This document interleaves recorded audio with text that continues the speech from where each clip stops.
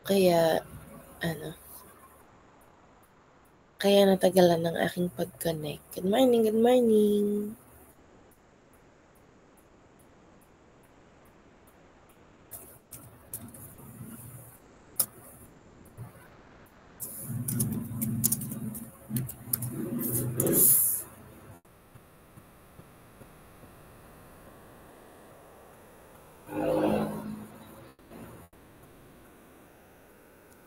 Okay, bago makalimutan, mag-aano tayo ngayon, mag-wheel of names tayo para sa kung sino ang mauunang grupo ang mag-report, no? Bale, kindly sign up na mga mahal doon sa inyong groups. Meron pa tayong a few students no, na hindi pa po nakakapag-sign up.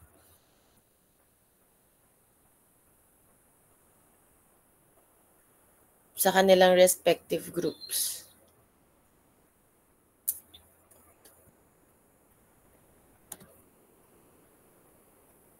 Wait, nasa na yun?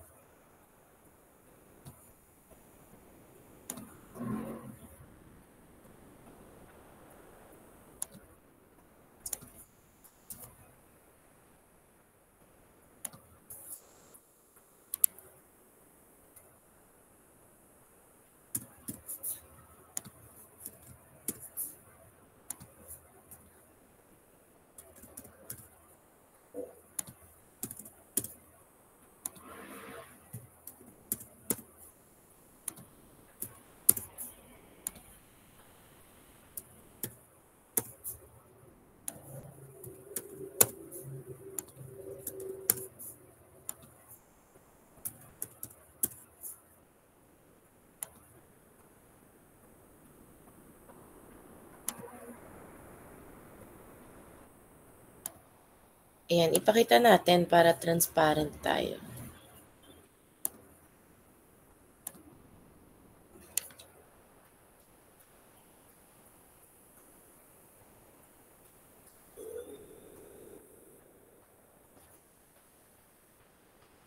Okay, so ang nakikita nyo po dito ay yung mga topic natin o yung mga specimen natin, di ba?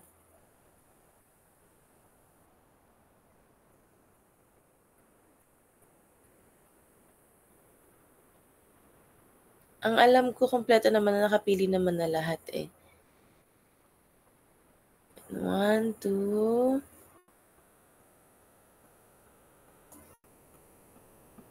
3, 4, 5,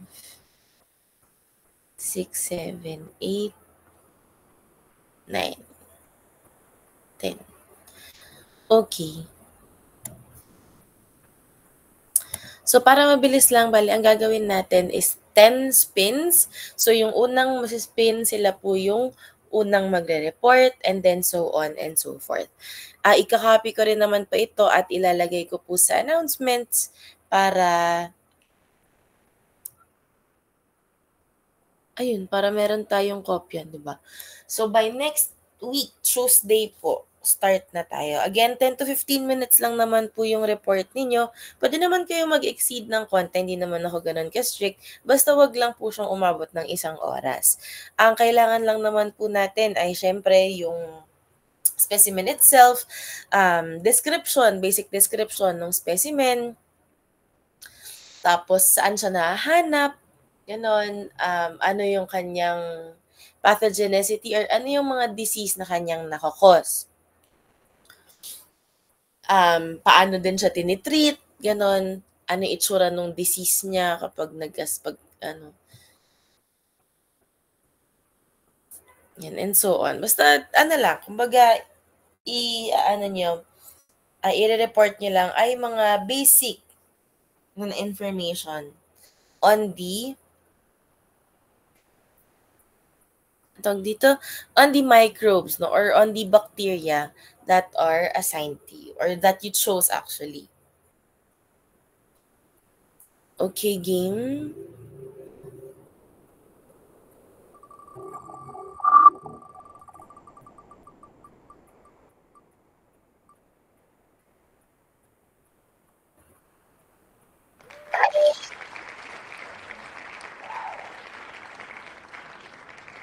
Okay, first natin ay si Proteus vulgaris. So, group 5.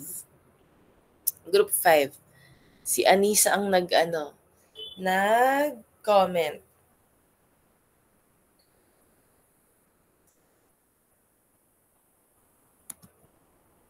Dito naman yan.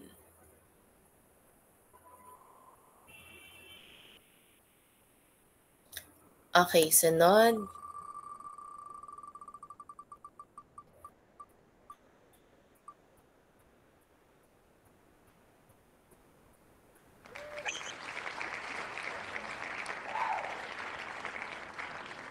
Next group po ay Neisseria gonorrhea or Neisseria gonorrhoeae kung hindi nyo siya mahanap. So, si Claire ang nag-comment, group 3. So, group 3. Pangalawang magre-report.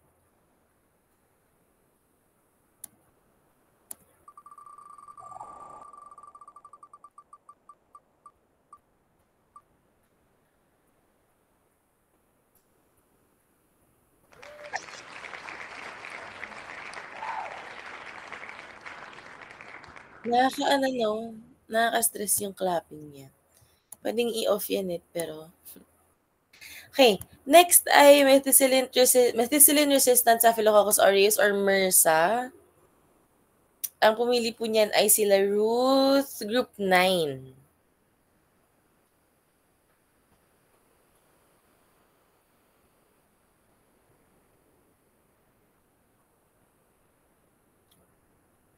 Ang goal po natin mga mahal ay 2 meetings kayo magre-reporting. So at least maka 5 tayo within um ayan per day, maka 5 tayo per day.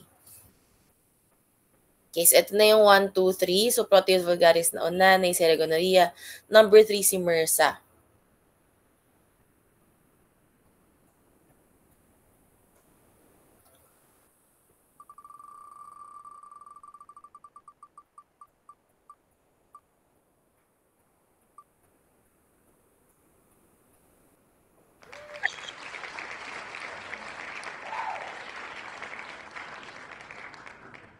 Next, Klebsiella pneumoniae. Group 7, kila Diana.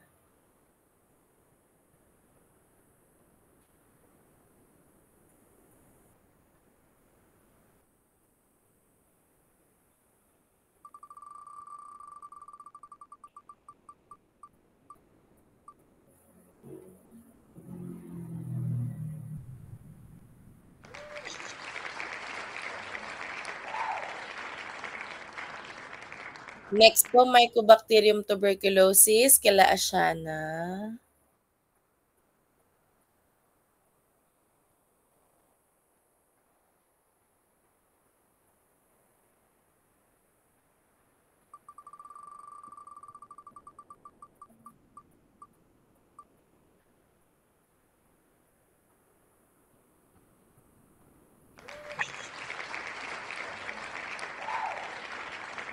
Okay, next tayo Margarita magnifica or nambibiensis.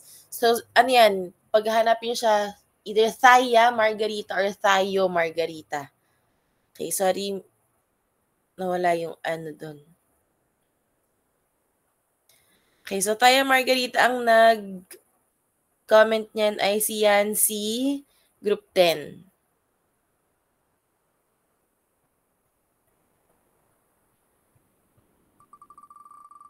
So, I think pang na yan. For second batch ng reporting.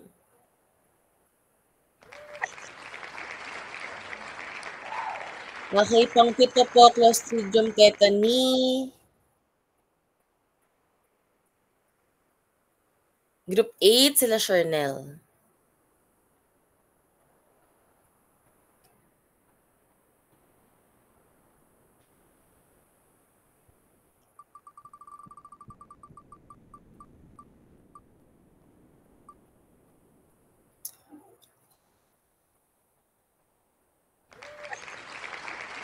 Okay, next, Corynebacterium diphtheriae. Group 2, China.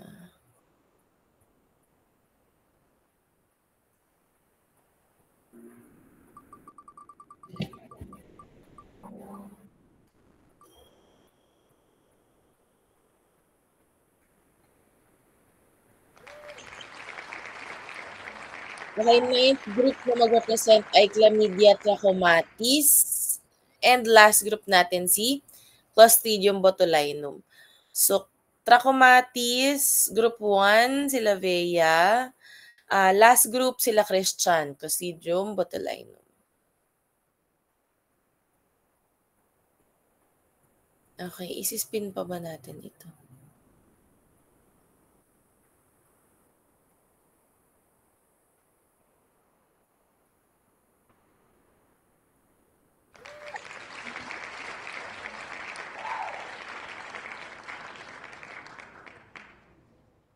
Okay, so ito siya.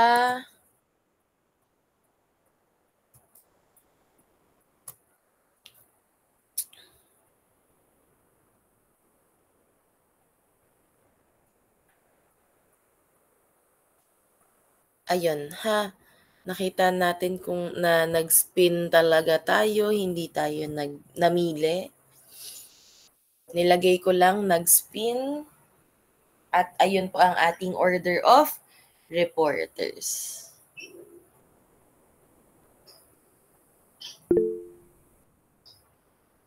Yes, my loves. Tanong ko lang, face-to-face po ba siya or online? Hindi, online lang. Okay po. Sige po. Thank you po.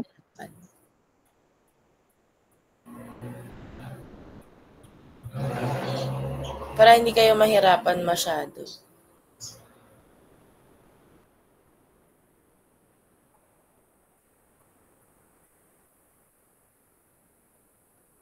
And again nga po, ayun. So, pwede kayong mag-prepare. Gusto nyo kung gusto nyo video.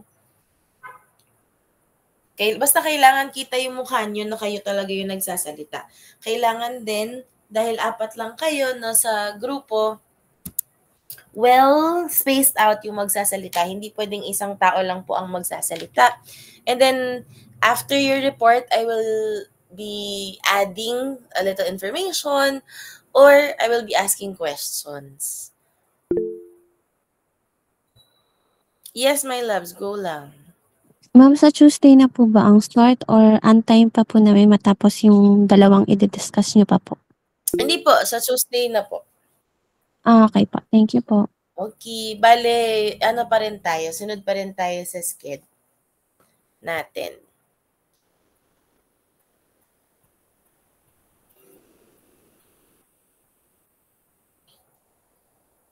Wait na, ilalagay ko lang to sa ano.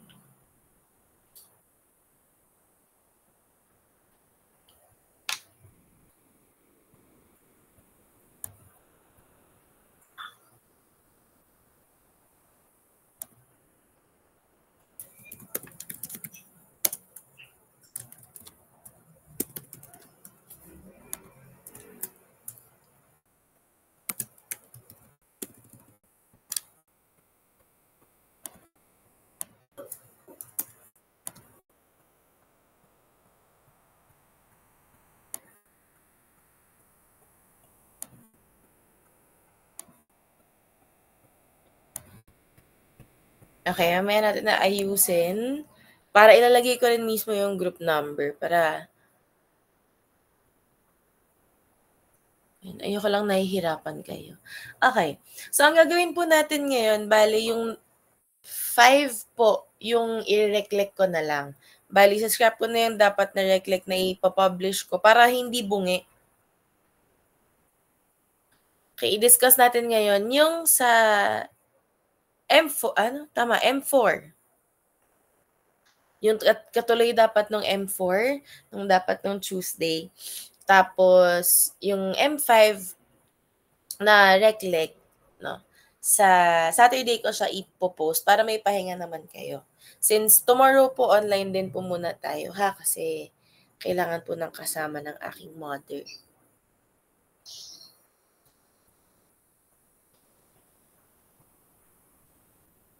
Bali online discussion, magdi-discuss po ako patungkol sa sunod-sunod na mga experiment natin for the finals.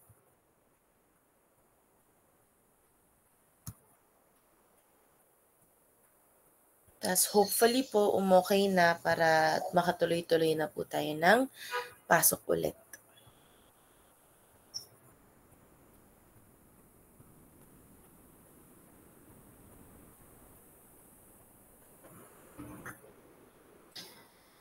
Okay, so done na po tayo sa discussion on biosafety and biosecurity, pati na rin po mga biological warfare or biowarfare. So now we'll be talking about the two topics no left, which is control and destruction of microorganisms, tsaka antibiotics and their mode of action.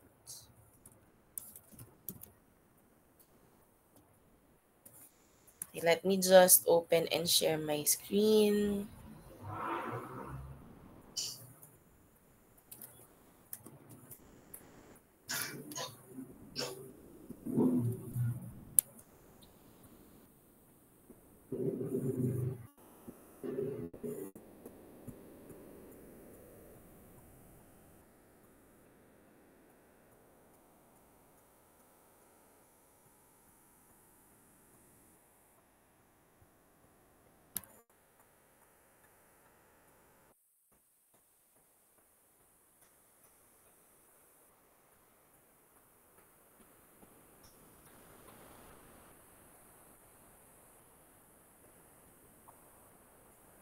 Yan, tagal niyang mag-loading. Tagal mag-loading.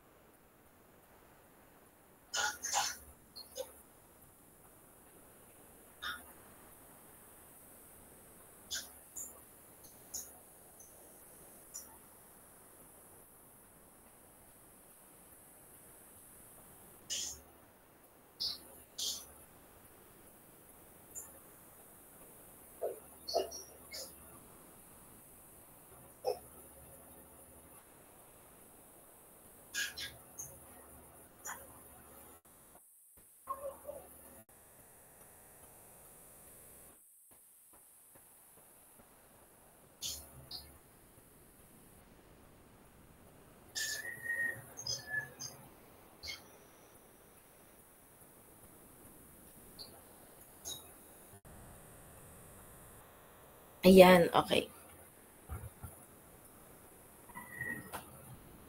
So let's talk about the second lesson or the second topic in Module 4, which is the control and destruction of microorganisms.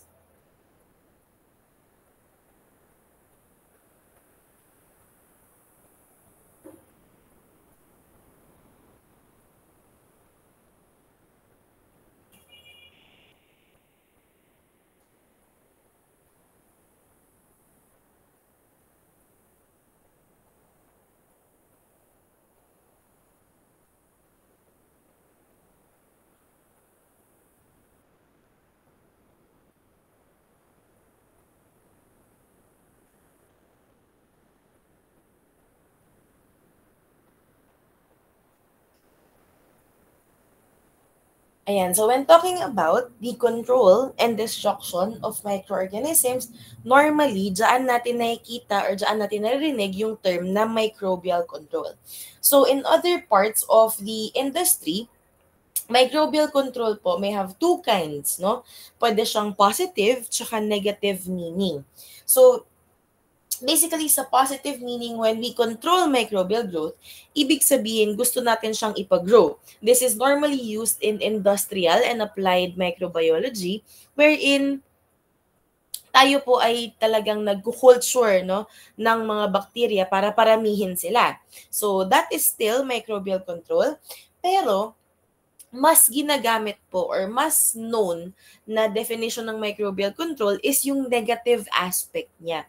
And this negative aspect, again, which is the more common, no, of the two, is where controlling the microbial growth means inhibiting or preventing the growth of microorganisms. Okay?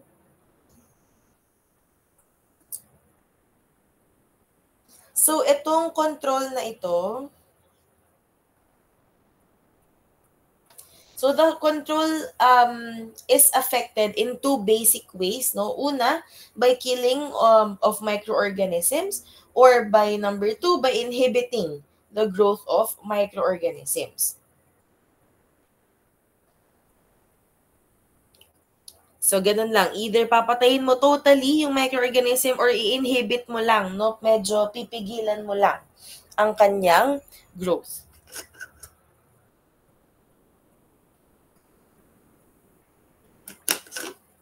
Now, the control of growth usually involves the use of physical or chemical agents, and they either kill or prevent the growth of microorganisms. So, agents which kill cells are called cidal or yung mga CIDE na agents.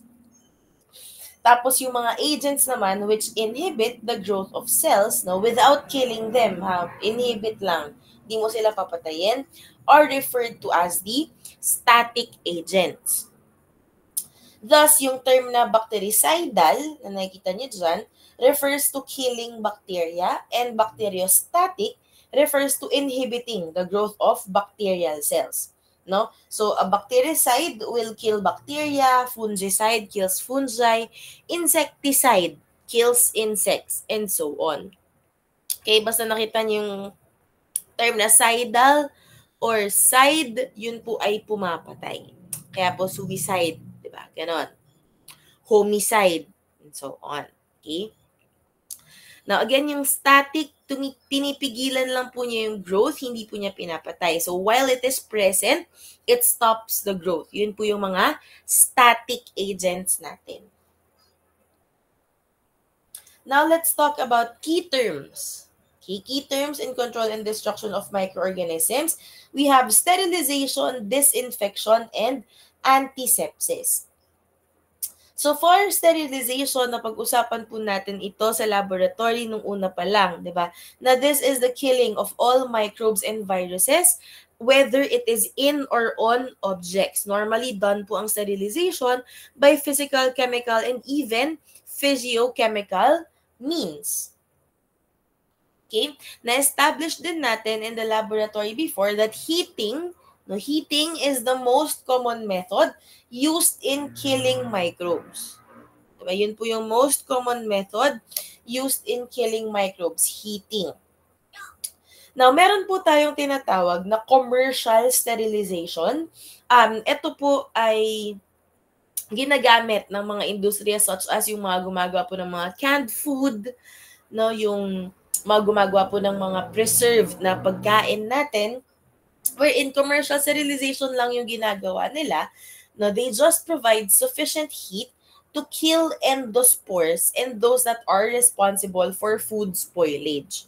Hindi nila masyado pinapansin yung mga microorganisms na hindi nagkakos ng food spoilage and hindi rin nagkakos ng disease sa atin. So, under commercial sterilization, no, ito po ay kumbaga meron tayong mga allowable number of microbes na hindi naman tayo magkakasakit. If done correctly, no problem at all. Pero dito po minsan talaga din nagkakaproblema ang mga tawag dito, ang mga companies, no, such as Pure Foods, ganyan. Dito sila nagkaka-problem minsan, lalo na kapag ino-audit na sila. Tapos, they are found to have more than the allowable number of microorganisms. Now, for sterilization, those agents that we use for sterilization, we call them sterilants. Okay, sterilants. Next, disinfection. Disinfection is the elimination of most harmful organisms and viruses. Now, disinfection is only done on inanimate objects. Okay, bali yung term na disinfection, yung ginagamit natin if you want to disinfect inanimate objects or clean inanimate objects. So, kapag sinabing disinfect your table, yan, tama po yun. But we cannot actually say, no, na we are disinfecting our hands. Cannot. Kasi hindi naman po inanimate object ang ating kamay. Okay? This is done chemically using disinfectants. Now, normally, sa disinfection, usually, we refer to non-endospore forming or yung mga tinatawag natin ng mga vegetative na pathogens. Again, on inert surfaces po yan or on inanimate objects. Of course, ang ginagamit natin for disinfection ay mga disinfectant. Next po on the slide is antisepsis. So antisepsis is basically disinfection, but this is done on living tissues.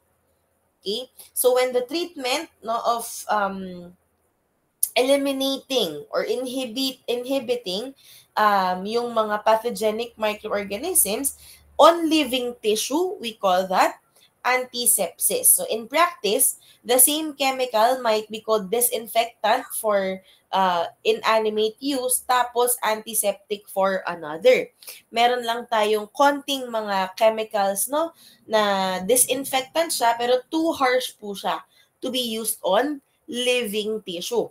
Kunyari, si rubbing alcohol, pwede natin yan gamitin as a disinfectant. Pwede rin po natin siya gamitin as an antiseptic.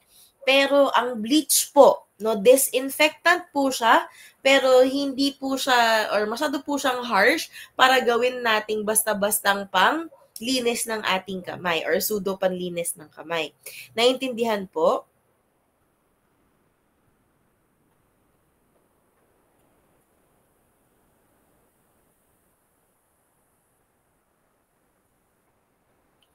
Okay. Next po natin, here we have degermination. Okay, degermination po, normally for parasite control po siya for the promotion of health or for prophylactic application. Ang intention po nito, no, or ang gusto niyang ma-achieve by the use of UV radiation and or microwaves for disinfecting items in the areas of household. Pwede rin po sa dentistry, pwede rin po sa hair styling, no? Pati na rin po yung mga ginagamit minsan na mga for surgery, no? For surgery, for basic surgery, ayan, degermination po. Now, minsan, tinatawag po ang degermination as a modification to disinfection and antisepsis. Another example ni degermination po natin is, kunyari, when we are about to receive an injection, no? Yung skin, di ba, sinaswab yan with alcohol? And when the skin is swabbed with alcohol, essentially, isang area lang yung nililinisan natin. That is actually degerming, which mostly results in mechanical removal of most microbes doon sa limited area na yun. Okay, degermination. So, parasite control lang po siya.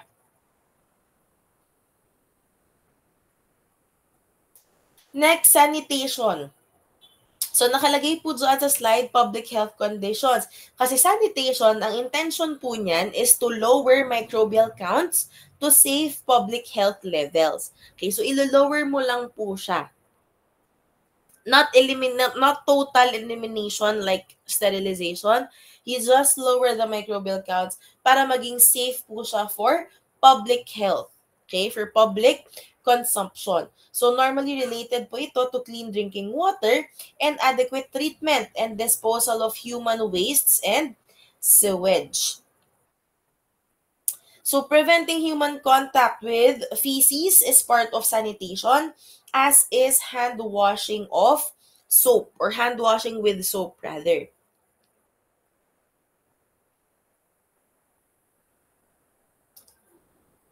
Basically, yung gusto ng sanitation is makapag-provide no ng facilities and services for the safe management ng human excreta from the toilet to containment and storage and treatment, whatever, no? Basta for eventual safe and use siya for disposal. Next, asepsis. Okay, root word for asepsis is simply sepsis, which indicates no bacterial contamination. So, septic tank. Ganon. So, kapag nilagyan mo ng A sa harap, ibig sabihin po tatanggalin natin siya. Tatanggalin natin yung pagiging septic niya. So, asepsis, may A sa harap, ibig sabihin po, gusto natin siya maging free from disease-causing microorganisms. So, asepsis is basically the state of being free, okay, from disease-causing microorganisms such as pathogenic bacteria, viruses, fungi, and even parasites, okay? So, it is the absence of significant contamination. Yung term na asepsis po ay often ginagamit to refer to those practices used to promote or induce no asepsis in an operative field, normally in surgery or medicine para makapag-prevent po ng infection. So the goal of asepsis is to eliminate infection, not to achieve sterility. Ulit po, ang goal po ni asepsis is to eliminate infection at hindi po to achieve sterility. Ideally, kung isipin natin, ang surgical field po natin ay sterile. Dapat free siya from all biological contaminants at hindi lang po yung mga nagkakos ng disease. Pero at present po kasi, wala po tayong method na safely makakapag-eliminate ng lahat no, ng patient's contaminants without causing significant tissue damage. Kaya, nag-eliminate lang po tayo ng infection for now. Okay? So, asepsis can also refer to any procedure no, na ginagawa under sterile conditions. Okay? So, pag magpa-perform ka ng surgery, asepsis po refers to the patient. Pero, or the whole thing, dapat aseptic siya. Pero yung mga kagamitan, syempre dapat sterile pa rin. So, gagamit tayo ng mga sterile na mga gamit para po ang goal natin ay aseptic ang mangyari. Kaya, di ba meron tayong tinatawag din sa laboratory na aseptic technique.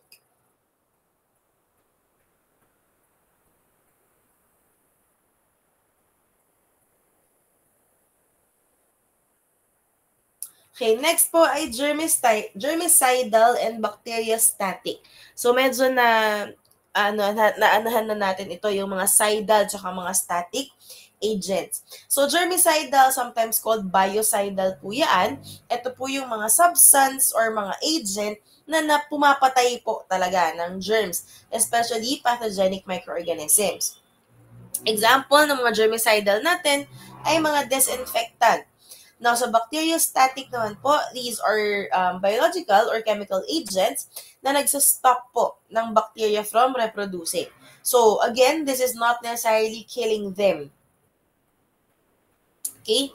Now, depending on their application, yung mga bacteriostatic antibiotics, disinfectants, and so on, pwede naman po silang ma-distinguish. Now,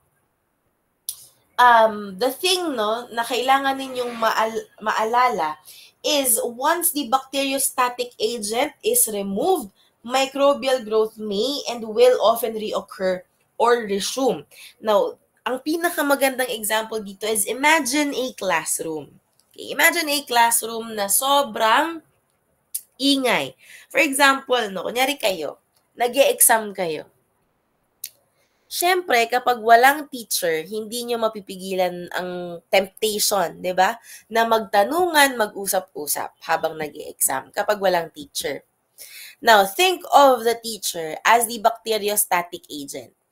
Kapag nandiyan si teacher, present siya habang nag-i-exam kayo, no, napipigilan yung iba sa inyo na magtanungan. Yung iba hindi eh.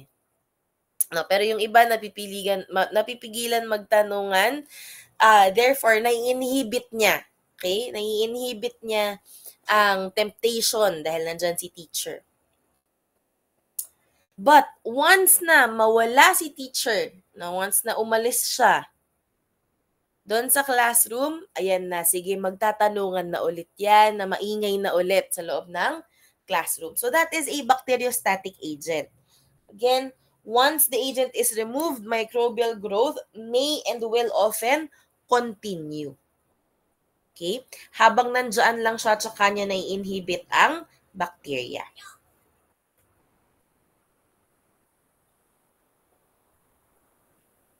So these are the different methods to inhibit microbial growth. No, basically, ito pong mga ito ay napag-usapan na po natin sa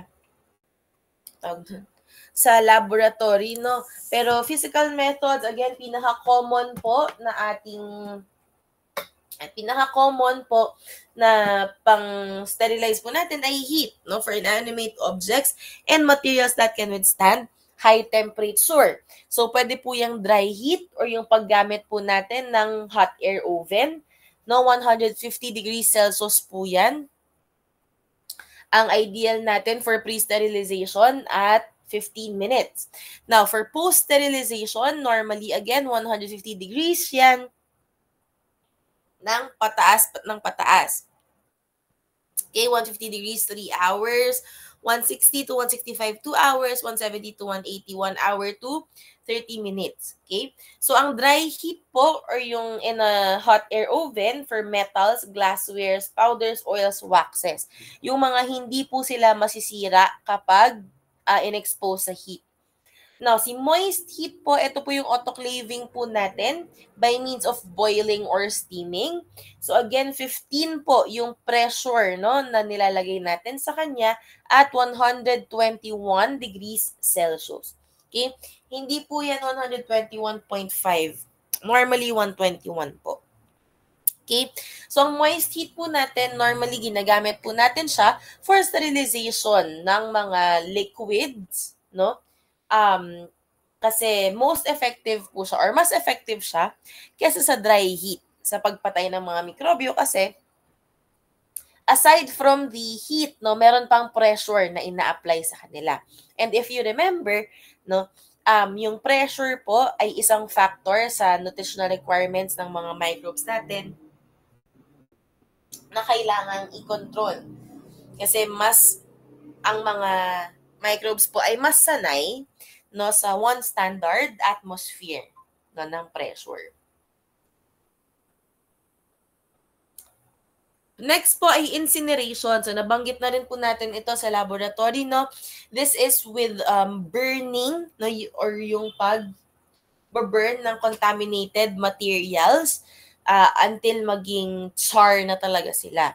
Si moist heat po, pwede rin po natin yan gamitin for decontamination.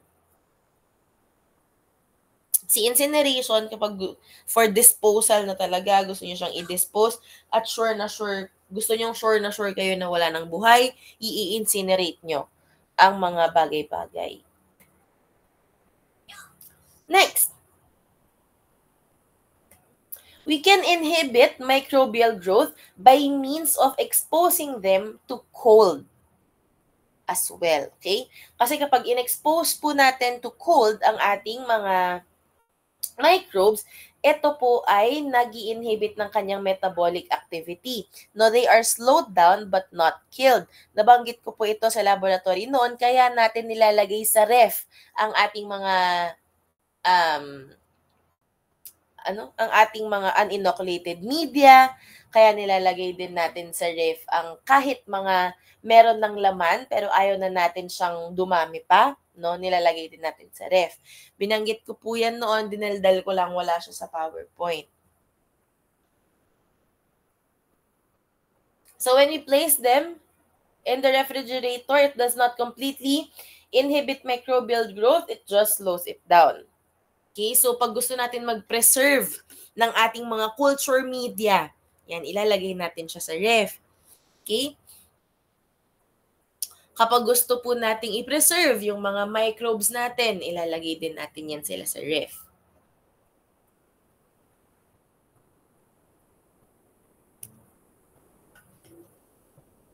Next po ay slow freezing. So slow freezing po ay ang goal niyan ay magkaroon ng crystal formation. Ito na po yung nakakapag-inhibit talaga or nakakapagpatay ng mga microbes kasi this causes the cell membrane and the cell wall to rupture. And when the cell membrane of our microbes rupture, na mawawalan po sila ng ng kanilang bacterial processes. Next, rapid freezing. Normally, gumagamit po dyan ng liquid nitrogen. This suspends bacterial activities kasi sa sobrang bilis ng pag-freeze niya, no, it does not give them time to rupture. As in, talagang nag-freeze siya as is. Kaya nasuspend niya lahat ng bacterial activity. Other physical methods no include desiccation, no, ida-dry mo siya to the point na walang-wala na siyang moisture. And again, if you remember correctly, isa po si moisture, no, sa preferred ng ating mga mikrobyo. Next, radiation with the use of UV lamps or X-rays, gamma and beta rays. So UV lamps are the most common. They reduce the number of microorganisms kahit in the air. Kaya po uso ang UV sterilization. X-rays, gamma and beta rays, lethal po siya to the microbes. Pero kasi pati sa tao, hindi po siya ganun ka-safe. At ganun din naman si UV. Pero mas hindi po safe sa atin, no? Ang X-rays, gamma, and beta rays. Next, ultrasonic waves. Ginagamit po ito for cleaning delicate equipment, normally used in hospitals, medical clinics, and dental clinics. Next, filtration. Filtration po ay ginagamit for thermolabile or yung mga masisira, yung mga hindi pwedeng initin. Ayan, filtration po. So, it's just the mechanical separation of cells and microbes from either liquid or gas. So, we filter them, no, gamit ng mga filter na may tiny pore sizes called microspores. Ang problem po natin sa filtration, hindi po tayo 100% sure na talagang nakukuha natin lahat ng mga mikrobyo. Pero may special po talaga na filter for that, yung mga may microspores lang. Next, gaseous atmosphere, part din siya ng physical method because it is regarding their environment. Diba, i-alter natin yung environment nila to inhibit their growth. Kung alam natin na aerobic siya, edi lagyan natin ng oxygen. Diba? Para hindi siya mag-grow. Kung alam natin na aerobic siya, edi tanggalan natin ng oxygen para hindi siya mag-grow. So that's gaseous atmosphere. Again, makikita nyo ulit yan sa chemical methods. Kasi tulad ng napag-usapan din natin no, dun sa nutritional requirements, essentially, oxygen, no, or the gaseous atmosphere that we're talking about refers to a chemical element. Pero dahil yung environment po niya, yung pinag-uusapan, it can either be physical or chemical. Ayan, kaya nandito siya ulit. Pero yung dagdag natin sa chemical methods to inhibit microbial growth ay with the use of disinfectants or mga antiseptic. So they inhibit microbial growth either temporarily or permanently. So yung mga soaps, detergents, alcohols, and phenolic compounds po natin, they target and they destroy cell membranes. While halogens, hydrogen peroxide, salts of heavy metals, and formaldehyde are disinfectants that destroy enzymes and structural proteins. So parehas lang naman po silang nag-i-inhibit or pumapatay Pero iba po ang kanilang tina-target. Right? So again, ayan, nakikita nyo ulit dyan si gaseous atmosphere. Okay. Now, let's talk about the effectiveness of antimicrobial procedures. Siyempre, when we talk about the effectiveness, we have to name their factors. Ano ba yung mga factors na nakapag-determine na magiging effective yung antimicrobial procedure? So, let's start from the left, no, sa time. So, when we say time, yung chemical antimicrobials po kasi, they often require more time or extended exposure to affect more resistant microbes or endospores. Okay? So, mas matagal nating iiwan, mas matagal mong isusok ang isang bagay no, sa chemical na antimicrobial, mas magiging effective siya dun sa mga ibang mikrobyo. Okay, kumbaga, binababad. No? Kaya tayo nagbababad ng mga bagay-bagay. Pag maglalaba, ganyan. Ba yung sinauna. Dati, ang ginagawa pag naglalaba, na binababad mo na bago labhan. And isa po yun sa nakakatulong no, sa pagpatay ng mga mikrobyo na pwedeng kumapit sa damit. Okay? Next po ay temperature. So, temperature, bale, most disinfectants po kasi work somewhat better in warm solutions, no, or in room temperature. They don't work as well when they are cold. So, yun si temperature. Next, on the right, we have concentration. Normally, we refer to the concentration of the chemical used. Okay? Of course, a 70% no, na rubbing alcohol will be more effective than a 50% hand sanitizer. Right?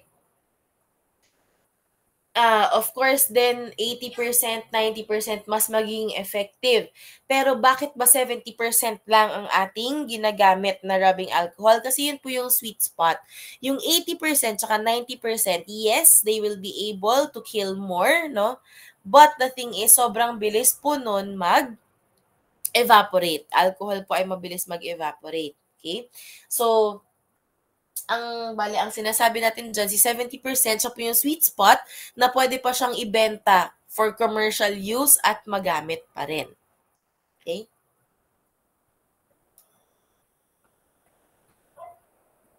Next, type of microbes and presence of spores. Okay? Because generally, endospores are more resistant to destruction. Ulit, endospores po ay more resistant to destruction. So kapag pag-uusapan po natin ang type of microbe, ilalagay ko po sa chat, ang pinakamahirap pong patayin, again, pinakamahirap pong patayin ay yung mga endospores, yung mga endospore forming bacteria po natin. Okay, ilalagay ko sa chat sunod-sunod ng mga sasabihin ko ha. Sunod po na mahirap patayin ay si mycobacteria, ang mga meron tayong atypical cell wall. Ayan, medyo mahirap po yan i-target dahil nga po hindi typical ang kanilang cell wall, mga mycobacteria. Sunod na resistant to destruction ay mga fungal spores. Okay? Also here ay mga small na non-enveloped. Ay, bakit ko mag-type? Small non-enveloped virus, example po niyan, polio. Okay? Na yan yung mga medyo mahirap patayin. Yung mga medyo madali, ito na, susunod na yung mga vegetative. Medyo mas madaling patayin si vegetative na fungal cell, no, or medyo mas mahirap patayin si vegetative fungal cell kesa sa envelope na virus. Such as HIV, HEPA, COVID, ayan. Na yung nasa pinakababa, no, na mabilis po siyang mabilis siyang patayin, mabilis siyang i-inhibit, ay ang mga vegetative bacteria. So this is in order po ha. in order of pinakamahirap patayin sa pinakamadaling patayan or pinakamadaling maikontrol. Okay? So those are the types of microbes, no? Endospore forming, mycobacteria, fungal spores, and so on. Ba't ba mahirap patayin si endospore? Kasi nga po, survival, di ba yan? Pang-survival ng survival mechanism siya ng mga bakterya. Kaya mahirap talaga siyang patayin kasi dormant po siya during those times. Yung number of microbes naman, mga mahal, syempre, the more microbes there are to begin with, the longer it takes to eliminate the entire population. So you have to take that into consideration as well. Syempre, mas marami, mas mahirap patayin. Isipin mo yon. Ikaw, kunyari, no? Na-assign ka, hitman ka, na-assign ka para pumatay. Mas mahirap pumatay ng mas mahirap makapatay ng isang buong kwarto no, na punong-puno, isang buong mall, sabihin natin, na puno ng tao, kaysa kapag isang tao lang ang gusto mong patayin. Ang pangit nung analogy natin, pero ganun po yun. The more there is to kill, syempre, the longer it takes to kill it. Okay? Last po, yung dito sa dulo, presence of proteins in feces, blood, vomit, and pus. Now, syempre kapag may presence tayo of biological, no, na mga biological liquids, no, mga biological natin na fluids, mas mahirap din po siyang kasi normally nasi-spread lang natin 'yan kapag hindi siya talaga na-contain. Kaya mas mahirap siya. Kailangan talaga i-eliminate muna natin itong mga proteins in feces, blood, vomit, tsaka pus kasi nagagamit po yan for the nutrition ng mga microbes. Okay? So, kailangan tanggalin natin yan. Malinis muna natin talaga maigi bago natin ma-ensure na magiging effective ang antimicrobial procedure. Okay, napag-usapan na rin po natin ito, yung mga types of organisms as to temperature. Diba? Meron tayong mga heat-loving, mga moderate temperature lang, mga cold-loving as well. Okay? So, I mentioned this before as well, yung minimum growth temperature, optimum, tsaka mga maximum. Okay? So, si Pyrolobus fumarii, kinaklasify din po yan as hyperthermophile kasi may ability po yan siya to withstand very high temperatures. It was thought to be the most heat resistant before the discovery of Geogemma barossii, which we talked about last module. Okay? Yung nakikita nyo dyan na cycloduric, yun po yung mga nagpe-prefer ng warmer temperature, but they can tolerate very cold temperature or a frozen state. Okay, yung mga cycloduric. Siyempre, cyclotrophs, mga cold tolerant po ang cyclotroph as opposed to cyclophiles na cold loving. So again, cyclotroph, no, cold tolerant, cyclophile, cold loving, cycloduric, they prefer warmer temperature but kaya po nilang mabuhay sa frozen state. And of course, mesophile po natin ay yung mga moderate tempo lamang. Normally, kapag pinag-uusapan po natin itong mga to, meron tayong pag-uusapan na TDP, TDT, tsaka DRT or yung TD value. So, si TDP po is the thermal death point. Okay, again, thermal death point is TDP. This is the lowest temperature at which all microorganisms in a particular suspension will be killed in 10 minutes. Okay? Kaya thermal death point. Ito yung lowest temp, okay, na mamamatay lahat in 10 minutes. Okay, lowest temp in 10 minutes. Thermal death point po yun. Ang susunod po ay si thermal death time. Okay, thermal death time is TDT. Okay, TDT.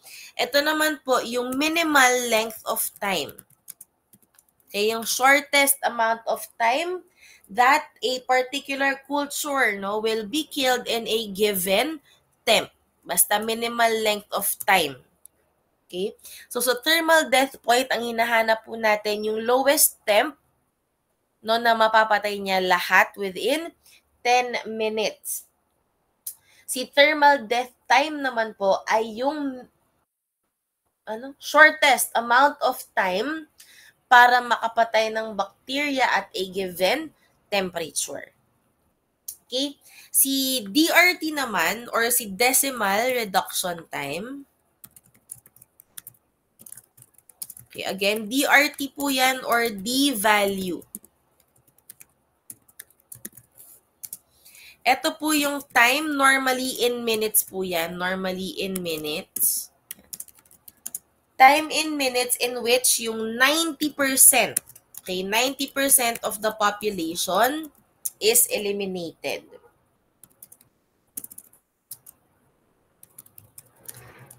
At a given temp. At a given temperature. Okay. Ulit, thermal death point, lowest temp na makakapatay ng lahat ng bacteria in 10 minutes. Thermal death time, minimal length of time within a given temperature na makakapatay ng lahat ng bacteria. Si decimal reduction time po or DRT or D value is the time in minutes, na 90% of the population is killed at a given temp. Kumbaga, nag-reduce lang tayo ng mga microorganism.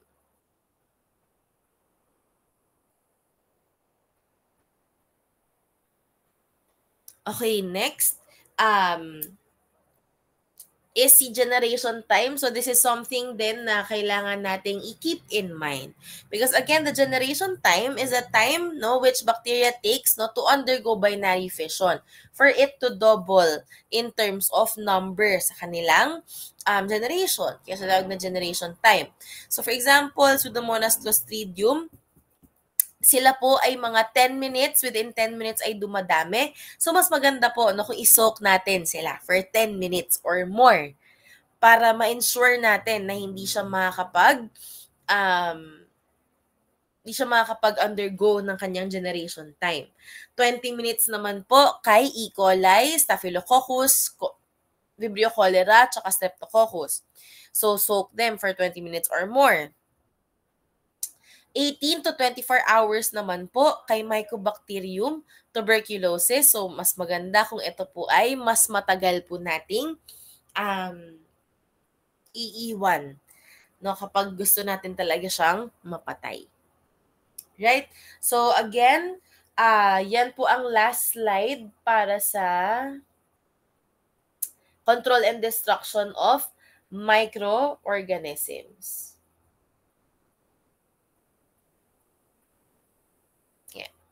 Now, let's talk about chemotherapeutic agents. So, chemotherapeutic agents oftentimes is, syempre, nagre-refer sa chemotherapy. Kasi si chemotherapy po is the use of any chemical in the treatment of disease or condition. Normally, naririnig po natin si chemotherapy sa mga malulubha po na sakit, di ba? Pero, essentially, or in scientific terms, ang pagsabi po ng chemotherapy is basically using any chemical para makapag-treat ng disease or condition. Okay? So sa chemotherapy, gumagamit po tayo ng chemotherapeutic agents, which is any chemical that is used to treat a disease or condition. And one example na relevant sa atin ay ang mga antimicrobial agents po natin. So, antimicrobial agents are chemically synthesized. Okay? Pag antimicrobial, chemically synthesized po yan, used to treat infections caused by various microbes. Okay, so meron po tayo diyang mga antifungal agents. Syempre, they treat fungal infections. Antiprotozoal, of course, they treat protozoal infections. Antiviral, of course, they treat viral infections. Kasi nga, antiviral, antifungal, antiprotozoal. Okay? So, pag antimicrobial, chemically synthesized drugs. Kapag sinabi po nating antibiotic, ito po ay mga drugs na napoproduce naturally by certain organisms. We often use these antibiotics to fight off bacteria or to fight off infections. Okay? So, si Penicillium notatum, nakakakuha po tayo, no, ng penicillin sa kanya. Dati, penicillin was effective against Staphylococcus and Streptococcus, but ayun nga po, dahil sa sobrang paggamit natin nitong mga antibiotic na ito because of over-the-counter use ng mga unauthorized na pagbenta, ayan, nawawala po ang kanyang pagiging effective. Next, si Bacillus subtilis, sa kanya po natin nakuha ang bacitracin, and they work against gram-positive bacteria. Okay, so antimicrobial, chemically synthesized. Antibiotic, yan po ay mga produced naturally. Now, we have different types of antibiotics as to their spectrum. Meron tayong mga narrow spectrum at meron tayong mga broad spectrum. Kung titignan nyo po yung pills na nasa baba, yung narrow spectrum po natin, yung green and yellow pill po yun. Kasi tagta-target lang sila ng isa, either gram-positive or gram-negative. Not both. Okay? Isa lang po. Pwedeng gumagana lang siya sa gram-negative bacteria, no? Or pwedeng gumagana lang siya sa gram-positive bacteria. Ay, wait lang. Okay. So, for example, di ba yung nabanggit natin kanina, si bacitracin. Ano ulit sabi? Siya po ay gumagana sa gram-positive bacteria, therefore, siya po ay narrow spectrum. Yung mga broad spectrum po natin, yun yung example ng purple, no, and green pill sa ilalim, kasi they kill both gram-positive and gram-negative bacteria.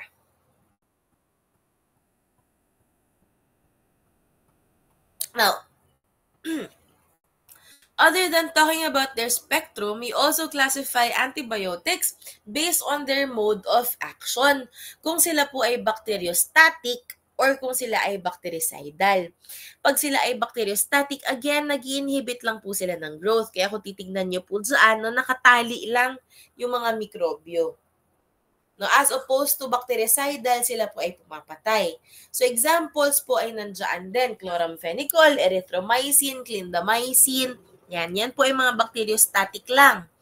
As opposed to aminoglycosides, beta-lactams, vancomycin, sila po ay mga pumapatay. Okay?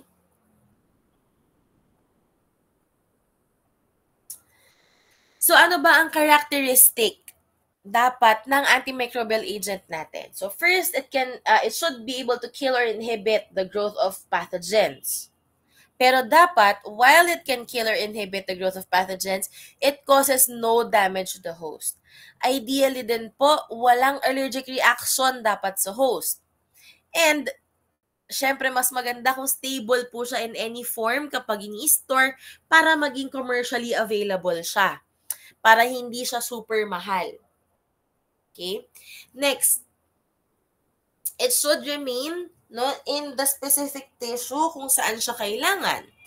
And it should kill pathogens before they become mature and become resistant resistant to it. Yan po kasi yung problem, no? Matalino po kasi ang ating mga mikrobyo, no? Mas mabilis po silang mag-evolve at mag-adapt kesa sa atin. Therefore, kapag in-expose po natin ang mga pathogens to antimicrobials, if no masyadong mabagal yung galawan ni antimicrobial, pwede po siyang ma-study ng microbe. And when the microbe, no, matures, ang nangyayari, nakakapag-adapt siya, nakakapag-evolve siya ng mechanisms para malagpasan itong mga antimicrobial na ito. Kaya po again, nauuso po ang antimicrobial resistance sa panahon natin ngayon. Okay. So, na-mention natin before, nung module 1 pa lang, no, si Paul Ehrlich. Si Paul Ehrlich po, again, was looking for the magic bullet at ito po yung characteristics ng magic bullet. No, kailangan meron po siyang selective toxicity. So, imagine a chemical compound na toxic dun sa infecting microbe pero not at all for the human host. Yun po yung gustong mahanap ni Paul Ehrlich. Now, Fleming and Florey were si Fleming and Florey, sila po yung nakapag-discover ng si Fleming syempre sa penicillin and then both of them for the mass production of penicillin. Okay. Now, antifungal and antiprotozoal agents are somewhat a different story. Now, si fungi po kasi and si protozoa, pati na rin po mga helminths, 'di ba? Yun po ay mga eukaryotic. Ibig sabihin, ang cells po nila ay very similar to human cells. Kaya mas mahirap pong makadevelop ng drugs with selective toxicity. Kasi nga, sobrang kamukha ng cells nila, yung cells natin. Although, syempre, may a few differences. Like si fungi, meron silang cell wall. Diba? Made of chitin. Another difference ni fungi is ang predominant membrane sterol nila is ergosterol. Tayo naman po ay cholesterol. Okay? So, antifungal drugs, for example, no, they target ergosterol synthesis. Yun po yung mga selectively toxic. Okay? But in general, dahil nga po mas mahirap makapag-target because of the similar cells, no, mas toxic po ang mga antifungal tsaka mga antiprotozoal agents, pati na rin po mga antihelminthic. Okay?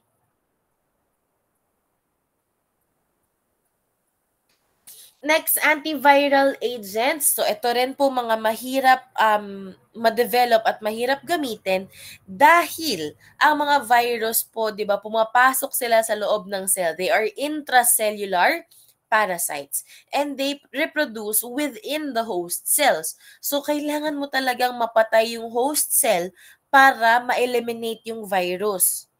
Okay, kaya siya mahirap ma-develop at mahirap siya gamitin. Okay, again, ganon nga, mahirap makapag-develop ng selectively toxic na drug to viruses or even just virus-infected cells. Kasi kahit natitignan din natin yung genetic material nila, they are either DNA or RNA lang din. Okay? Now, the first antiviral agent na to successful po no, na i-develop ay si AZT, azitathymidyl or zidovudine. Okay? Now, we have HIV, which leads to AIDS or early acquired immune deficiency syndrome. Ito po ay hindi pa natin nahanapan talaga ng definitive na cure. So, ang ini-aim po natin dyan ay makontrol or to reduce the amount of HIV. Although recent studies po, kapag nagbabasa kayo ng mga research articles, no, recent studies, meron tayong mga clinical trials no, na nag-aim na makapag-cure ng HIV. Okay, so what are the undesirable effects of antimicrobial agents? So ito po, no, very passionate po talaga ako dito. Oh, passionate. Kasi, pwede pong mag-cause ng superbugs or ng super infections ang misuse of antimicrobial agents. Misuse of antimicrobial agents will contribute to antibiotic resistance. Hindi po may, okay? They will. Ano ba itong mga misuse na ito? Ito yung inappropriate use of antibiotics. Okay, simpleng pag-ubo mo lang, mag-antibiotic ka na agad. Hindi mo nga alam kung bacteria ang cause ng ubo mo. Di ba? Pwedeng virus. Ano pa ba? Pwedeng colds lang siya. Di ba? So, yung inappropriate use, kasama din po doon yung, sige, na figure out na microbe, no, na bacteria ang cause. So, ang sabi sa'yo, mag-take ka ng antibiotic for 7 days, 2 times a week. Tapos by the 3rd day, feeling mo okay ka na, so tumigil ka na. No? Yun po ay magkakos din ng antimicrobial resistance kasi that goes against the pharmacodynamics of the drug that was given to you. Okay? So, anong nangyayari kapag nagkakaroon ng superbugs? Ito po yung kapag nagkakaroon tayo ng resistant microbes na nakakapag-multiply sila, such as yung mga methicillin-resistant na Staphylococcus aureus. Diba? Ang Staphylococcus aureus, essentially, mabilis lang dapat yan maikontrol. No, mabilis lang dapat yan patayin, ma-inhibit. Pero dahil sa misuse natin, yan, nagmumultiply sila, nagkakaroon tayo ng methicillin resistant or mga drug resistant na bacteria. Ano naman po yung super infections? So kung si superbugs, nagkakaroon tayo ng mga bacteria na drug resistant, si super infection naman, nagkakaroon ng explosion of microorganisms due to prolonged use of antibiotics. Sa sobrang sanay na, 'di ba, ng katawan mo doon sa mga antibiotic na ginagamit mo dahil continued prolonged use talaga ang paggawa mo, wala na silang pakialam. Kaya, magkakaroon ng explosion ng microorganisms. Dahil wala na silang pakialam, kaya na nilang mag-reproduce ng mag-reproduce kahit na continuous ka nagte-take ng antibiotic. Kumbaga, ang binabanggit sa ng super infection is kapag ginawa mong vitamins yung antibiotics na yan. So, another example of superbugs natin, one is MRSA, methicillin resistant.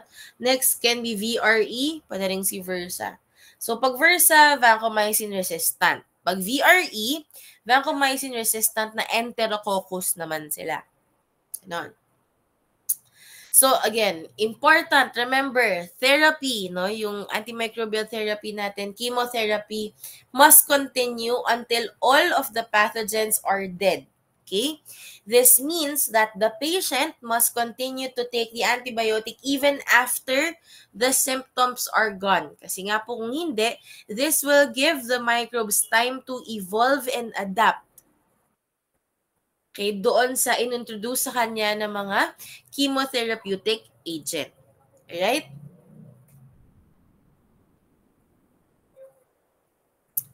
Okay, last 10 slides po at itong 10 slides na ito ay yung last lesson natin for Module 4, which is on antibiotics and their modes of action.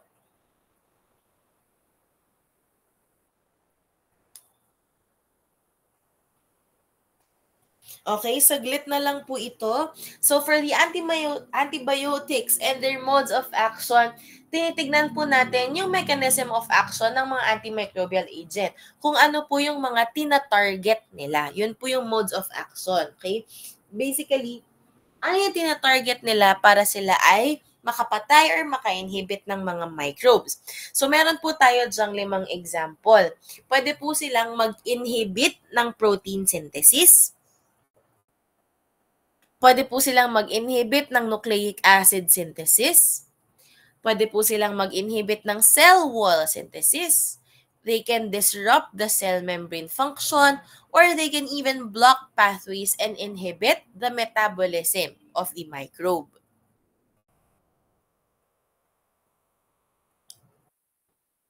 So when we when we inhibit cell wall synthesis, ang isang example po dyan ay si beta-lactam. Si beta-lactam po, nag-i-interfere po siya sa linking ng enzymes sa cell wall.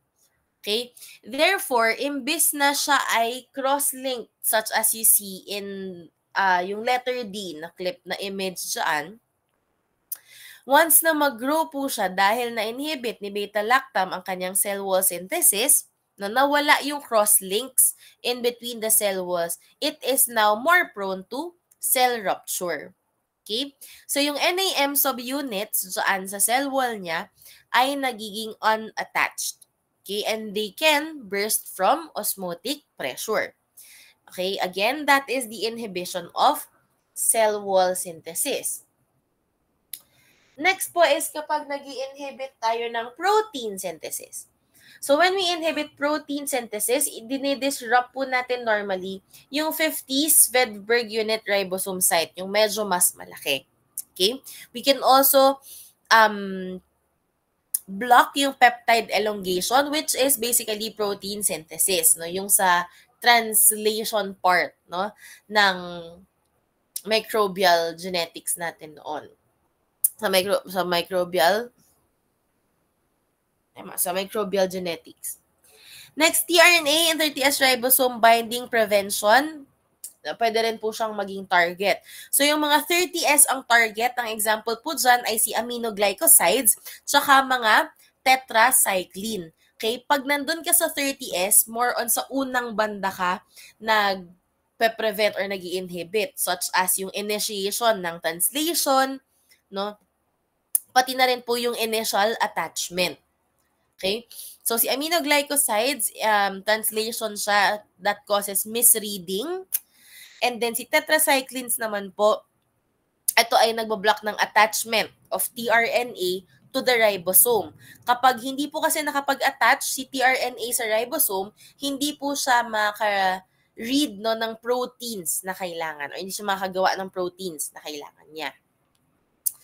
Next, yung mga nasa 50S naman, yan, macrolides, chloramphenicol, lincosamides, oxazolidinones, and streptogramins.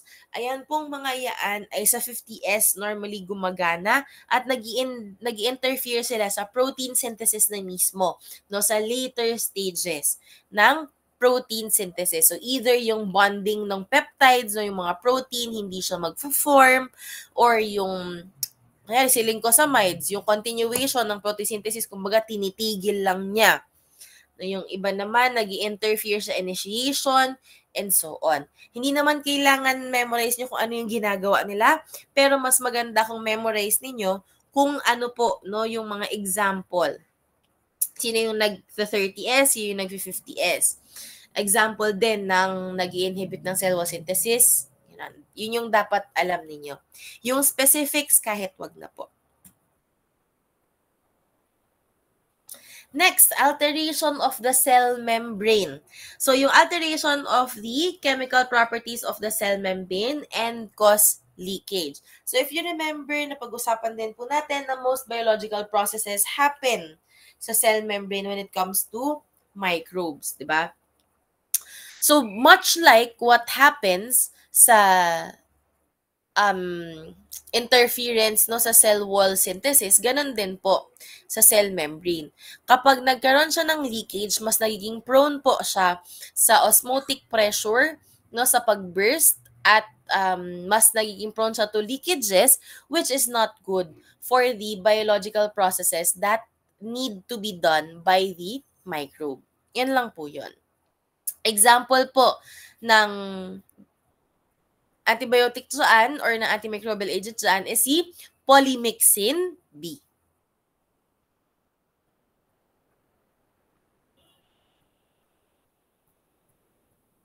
Okay, next mechanisms of action of antimicrobial agent is the inhibition of nucleic acid synthesis. Ito po ay very similar sa inhibition ng protein synthesis. Kasi connected po, no, si nucleic acid synthesis sa protein synthesis. Dito po, sa unang stage pa lang. Kumbaga, pag nag-inhibit ka na ng nucleic acid synthesis, no, hindi ka na talaga dadating sa protein synthesis. Kasi dito, sa uncoiling pa lang ng DNA during replication, ay isa-stop mo na. So remember, ang una pong nangyayari kasi ay replication, tapos transcription to mRNA, tapos translation no, to protein. So, kung yung first step pa lang sa replication, may inhibit mo na, hindi ka na makakadaan sa transcription tsaka translation. Si translation po yung protein synthesis natin. Si transcription tsaka si replication, nucleic acid synthesis yan. So, yung unang pwedeng gawin, again, is inhibition ng DNA uncoiling. So, hindi po siya ma-replicate. Kasi kailangan mag-uncoil yung DNA strand para ma-replicate yan. Pag hindi mag-uncoil, walang mababasa, walang ma-replicate. Now, kapag yung unang step nagawa mo na, wala ka na ring magiging transcription. Pero kunyari, hindi mo nagawa yung una, hindi nagawa yung uncoiling, or hindi nagawa yung inhibition ng DNA uncoiling. Pwedeng sunod na target is yung inhibition ng transcription. No, hindi magiging mRNA. Okay? Ang basic steps po kasi niyan, DNA to DNA sa replication. Tapos DNA ay magiging mRNA sa transcription. Tapos yung mRNA, no, magiging protein sa translation. Right? So, for nucleic acid synthesis, yung dalawang steps yun. Replication, transcription. Sa protein synthesis, si translation ang step na nai-inhibit.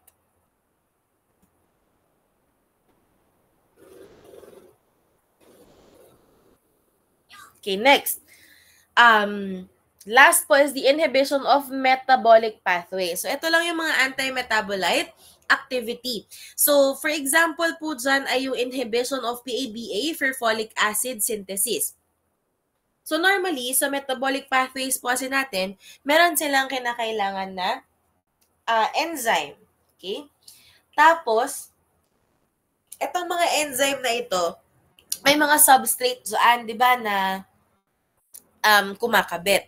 So, if you can remember, yung discussion ninyo noon on biomolecules, specifically pagdating po sa enzymes, highly specific ang mga enzymes natin pagdating po sa kanilang mga substrate. Okay? Now, yung antibiotic na gagawin ay dapat merong induced fit dun sa enzyme. Kapag nag-fit yan, kaya niyang ma-alter yung active site ni enzyme para yung substrate niya ay hindi maka-connect sa kanya. Therefore, or hindi makapag-bind sa kanya. Therefore, hindi po matutuloy ang metabolic process na kailangan sana niyang ma-catalyze. Okay?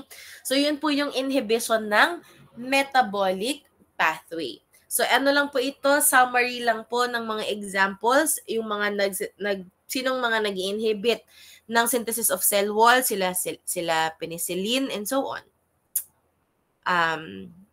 Cell membrane, polymyxins, nucleic acid synthesis, yung sa RNA and DNA, rifamycins, and so on. Protein synthesis naman po, tetracyclines, and so on. Okay, naintindihan po ba? Any questions po so far?